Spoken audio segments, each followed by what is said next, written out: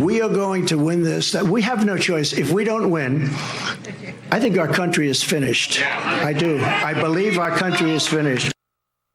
And that was former President Trump last night after winning the New Hampshire primary in New Hampshire. You see him there. Trump becoming the first non-incumbent Republican candidate to win both the Iowa caucuses and the New Hampshire primaries, where the sitting governors of both states endorsed his competition. Trump wrote this on Truth Social last night. "Such an honor. I just broke the all-time record for votes cast, both sides, Democrat and Republican, in the history of the New Hampshire primary." Meanwhile, Nikki Haley says she remains committed to this race. She is turning her attention now to South Carolina, that primary happening next month.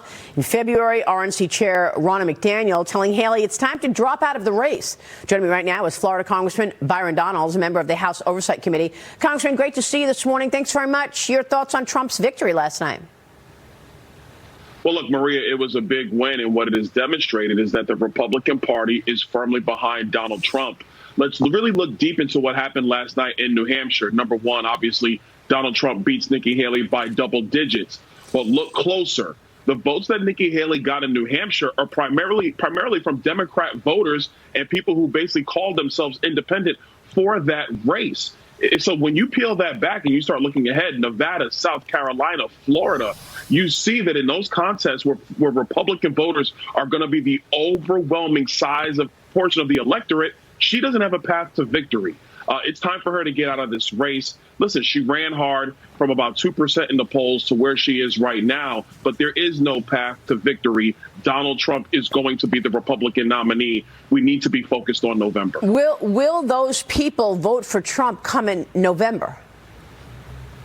Look, I've always said about the November, first of all, yes, they will. And let me explain why.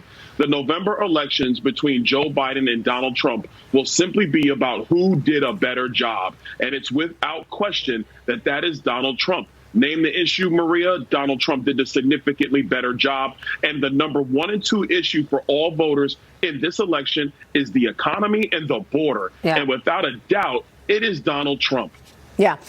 Meanwhile, all of these indictments have him crisscrossing his calendar from court to campaign. The former president is back in a New York City courtroom today, Congressman. He's expected to testify in the E. Jean Carroll defamation trial. Meanwhile, a Georgia state lawmaker is calling on the special committee to investigate Fulton County District Attorney Fani Willis over her alleged relationship with the lawyer that she hired to prosecute Trump.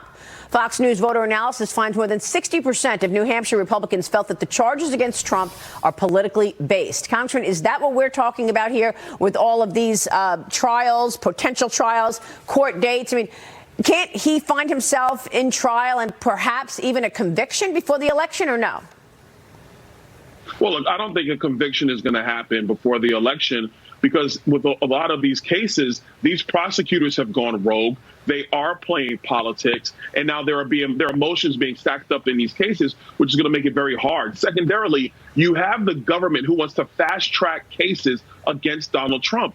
The American people need to ask themselves why. That is because of the political motivation at the Department of Justice and in some of these state prosecutor offices in Georgia and New York.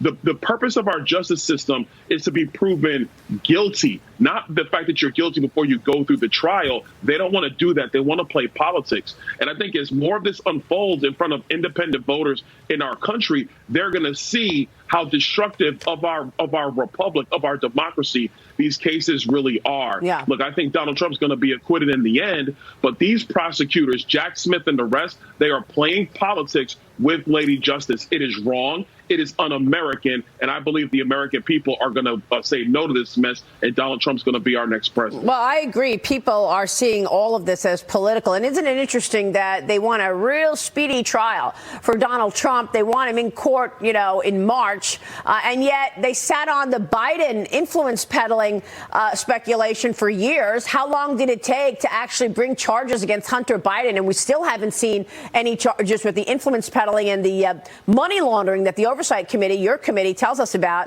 Hunter is going to appear before the House Oversight and Judiciary Committees now for a private deposition on February 28th. We're learning more about his Hollywood attorney and the so-called sugar brother who keeps giving him money. Kevin Morris transcribed interview before the Oversight Committee. Morris admitted to you and your colleagues that he still holds a stake in Chinese private equity firm Bohai Harvest, which he took over from Hunter in the fall of 2021. According to Republicans, Morris also testified that he has started paying Hunter's tax liability after meeting with him at a Biden campaign event in 2019. He loaned him at least $5 million. Morris said he told Hunter that the first Trump impeachment made it an emergency for him to file his taxes. The impeachment was centered around Trump asking Ukraine's president about the Biden's business deals in the country. Congressman, I want to get your take on all of this because it's incredible to me that a guy, Kevin Morris, could meet Hunter Biden and then 2 weeks later give him $5 million. And why did he take the stake in the Chinese private equity firm Bohai? Well, a couple things. First, I want to talk quickly about the speedy trial aspect that you said, Maria. A speedy trial is for the defendant, not for the government. So when the government's trying to go at warp speed, you know that they're up to no good and you know it's fishy business. Now on to Hunter Biden and to his sugar brother, as we're going to call him. Look, this is incredibly fishy again. Number one, he has a stake in a Chinese company that he got from Hunter Biden. So you already know this is not above board. The only reason why these stakes are even allowed to exist is because of Hunter Biden's daddy, Joe Biden, the current president of the United States. And number two, if Hunter Biden was lent money to pay his taxes, his tax liability, he still owes that money. These loans are ways to skirt the tax code. So Hunter Biden is going to have to pay taxes on this money. Where's he going to get it from? I guess he's going to get it from the influence peddling scheme that Joe Biden has allowed his son and his brother to create off of his name in politics. Yeah. That is why this is so terrible. And you're right, Maria. The Department of Justice was not going to investigate any of this if House Republicans didn't hold the Biden family accountable. We're going to continue our investigations. But this stake in the Chinese company stinks to high heaven because Mr. Morris would have never got it if it wasn't for Hunter Biden. And Hunter Biden would have never been able to make that deal if it wasn't for Joe Biden. Do you think Kevin Morris is working for the Chinese Communist Party? Is that why he's paying all this money and helping Hunter so much? Listen, I don't want to speculate on that.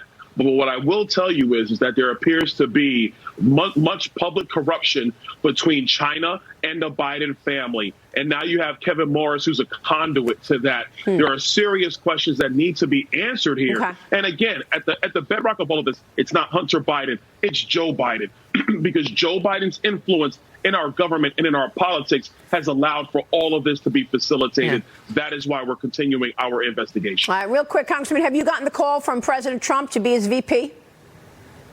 No, I have not. I Okay. talked to the president last night. He's in good spirits, though. Big win last night. But look, they're going to make that decision. Whatever he decides, I'm behind. It's about getting him reelected as president. Congressman, thank you. Good to see you this morning. Byron Donalds joining us this morning. Thank you, sir.